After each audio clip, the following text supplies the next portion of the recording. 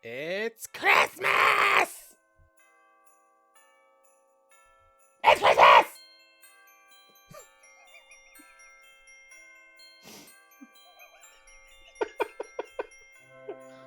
How's that for an opener?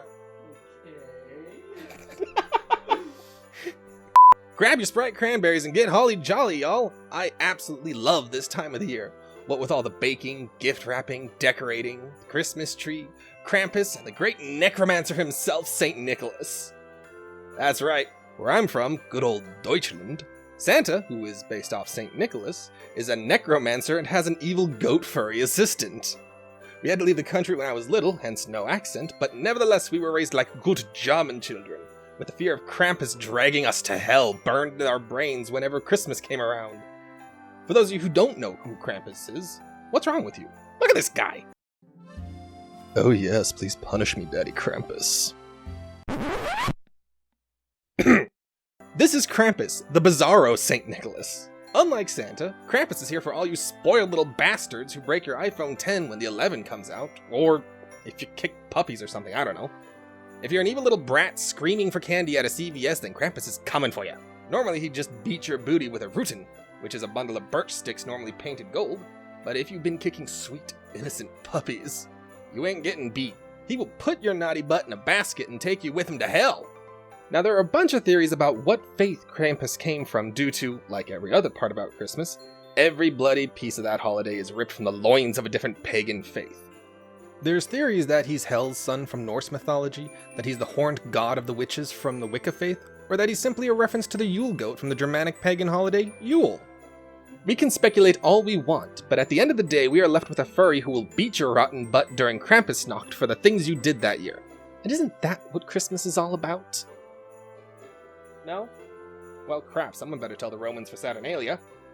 Krampus is such a massive phenomenon that there's even a parade called Krampusloft, where people dress up as their interpretation of Krampus and parade down the streets putting on a ghoulish fun time.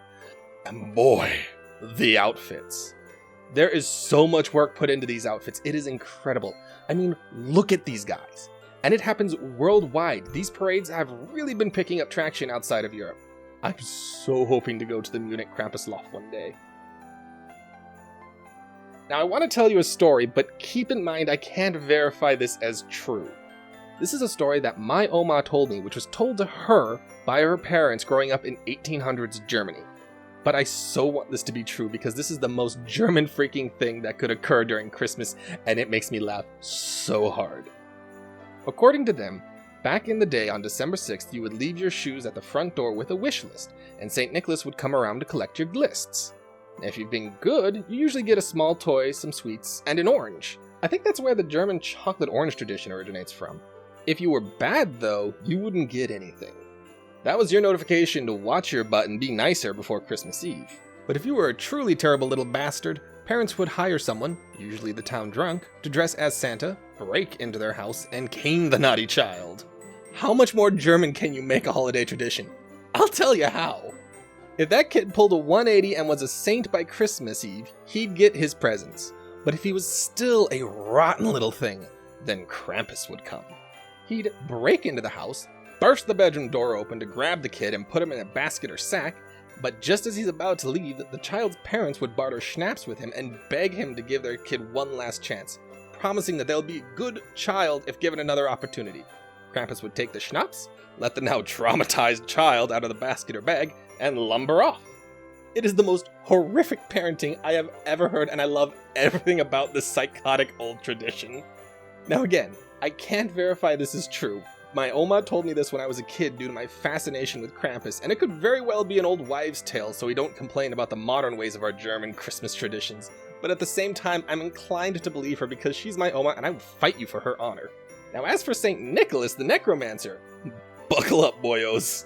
St. Nicholas was indeed a real person. He was a Christian bishop who was born in the 3rd century and the patron saint of children, prostitutes, mariners, among other things.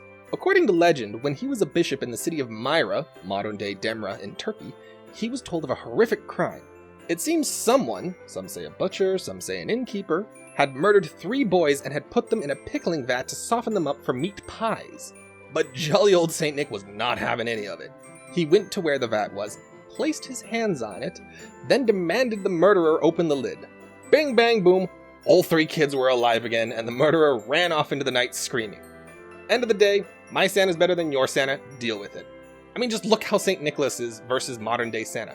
It isn't even a contest. Alright, I'm done fangirling about goat furries and D&D bishops. I hope you enjoyed learning how insane my motherland used to be with traditions. If you liked this ramble, why not consider subscribing for future babbling? Be sure to have a fantastic holiday, and remember, you are beautiful, you are valid, and you matter. Bye!